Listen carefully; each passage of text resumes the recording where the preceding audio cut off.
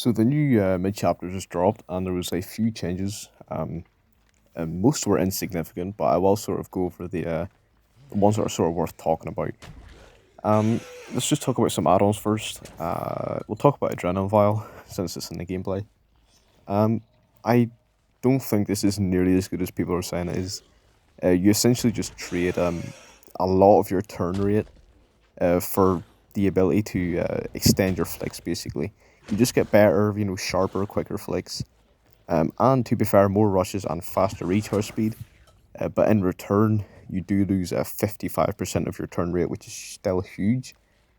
I don't think Adrenaline Vial is a bad add-on anymore, but I definitely don't think this is stronger than just like Blight with double speed or speed ring or you know I don't know, anything like that. But it is fun to use. Definitely going for these flicks is definitely a lot of fun. But at the end of the day, flicks are incredibly risky. And if survivors realize that you have adrenaline vial, they're going to know what you're going for and they're going to play around it. Yeah, as you can see there in that clip, I just overflicked because I'm not used to it. But I don't think this is nearly as good as people say it is. It should absolutely not be nerfed for a start, and I think it'll be alright though. You can see that it's quite difficult to even get flicks, especially if the survivor just dodges. Um, let's talk about Erdis and Cresteroni. It's still terrible, just as I predicted. Um, don't use it. I do have a game, which I will upload, is showing it, trying out some new stuff. It just goes horribly. And that's really the only significant add-on changes to even talk about. As for perk changes, the only significant one would be Dem and Switch. Um, as I expected, it's not really that good on the majority of killers. Like, you run that on Trapper or Ghostface or Executioner, it's really not going to do much for you at all. But if you do run an Artist or something, you actually can get quite a decent bit of value out of it. I still don't think it's that good because it's 45 seconds, assuming they immediately get off it, which they won't. And there's always something else a survivor could be doing. Even if you kick them off the gen, they might just go make a boon tome or something like that, or they might go hit a teammate or unhook or anything like that. So there's not always perfect time efficiency. And like I said, and also versus good survivors, you're not going to be getting a hook every like minute. You might get like 5 before all the gens are done, maybe 6.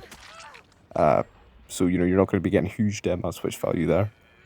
And no other perks are really worth talking about. They're all basically the same. So yeah, that's about it, to be honest. To talk about the actual balance changes, because actually never mind. There was one more to talk about, which is Boilover.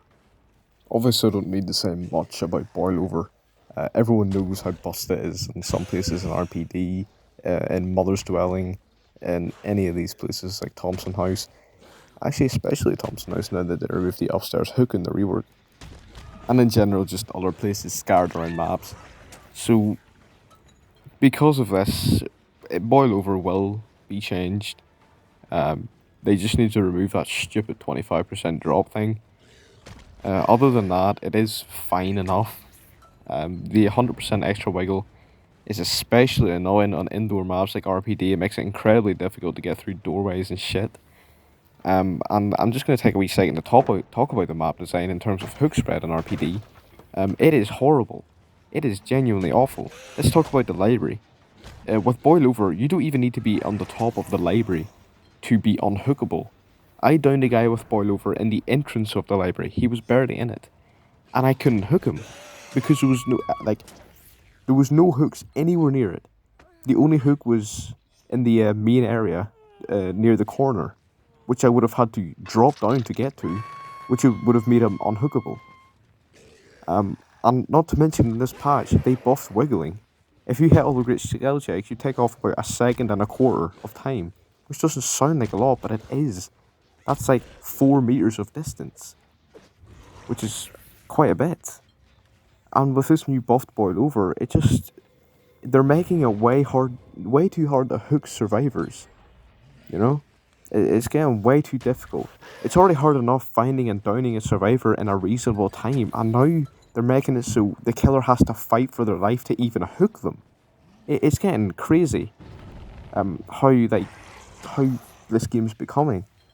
Back in the day, you never had to worry about any of that. You just found a guy, you chased him, you downed him, you hooked him. You did that a few times, and then there you go. Nowadays, I'm like, I can't drop this chase because he's gonna go heal the circle of healing. Oh, I can't even pick this guy up over here because he's gonna wiggle off. I can't, I can't pressure that gem because it's too far. They're just gonna complete it in like 40 seconds anyway. It's just crazy. It's getting too much. It's getting too much these days. There's just really killers are just running out of options. There's very little they can do, and now we're at a point where killers sometimes don't even have the option to hook a survivor. It's just getting crazy. Something seriously needs to be done about the game at the minute.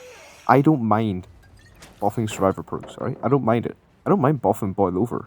I wouldn't even mind making it a really strong perk, but I want to see something for the killers. I just want to see like a blanket buff to killers some of these patches. For the past year, it's been mostly survivor-sided patches. This one, the last one, they're talking about solo queue changes, just lots of killer nerfs, lots of killer add-ons, killer nerfs, everything, which I don't mind. Except that I keep waiting for the killer buffs that aren't coming. Like, they're just never coming. I was thinking maybe this would be the year of the killer, last year was quite survivor heavy. They got Circle of Faith, Death Singer, Spirit Destroyed, all these, things like that. But the first mid-chapter of the year is once again a survivor-sided patch. And that's just an issue with how, bad the state of killer is right now. And we just constantly keep getting nerfs and negligible buffs. And then survivors also getting negligible buffs, but they're not getting any nerfs. Like, what about, like, Circle of Healing was nerfed by 25%. Let's look at Undying. Undying was very strong. Guess what they did when they nerfed it? They made it so, instead of all hexes or all totems showing survivors' auras, only dull totems do it now, meaning you can't tell if someone's on your hex. And they basically made the perk useless by making it so instead of when your other totem is cleansed, it gets replaced. It just makes it so when your totem is cleansed, it becomes the Undying totem. Which means survivors only have to cleanse 2 totems. Meaning, you can't even tell if you're getting value because if someone cleanses your Undying first, and then like your Ruin, how were you even able to tell if you got value from the perk? Either way, they're cleansing 2 totems and your Ruin's gone. It's just so bad. But now Circle of Healing, which is even more overpowered than Undying was, just gets a 25% reduction to the healing speed out of the 100% bonus it gave in the first place. It's crazy. And I know I just went off on a rant here, an absolute tangent, but it really is getting pretty bad. And I'm not going to quit the game or anything, but I really am just looking for something. I'm looking for something to just like enjoy in this game now. The adrenal and vial changes were nice, but everything else was meh. Coup de grace still shit. Dead Man Switch is good on, a select few killers, but nothing crazy. And, the games just keep continuing to be unfun, unbalanced. 4 hooks, 5 gens, 5 minutes, just all the time. And it really is getting old.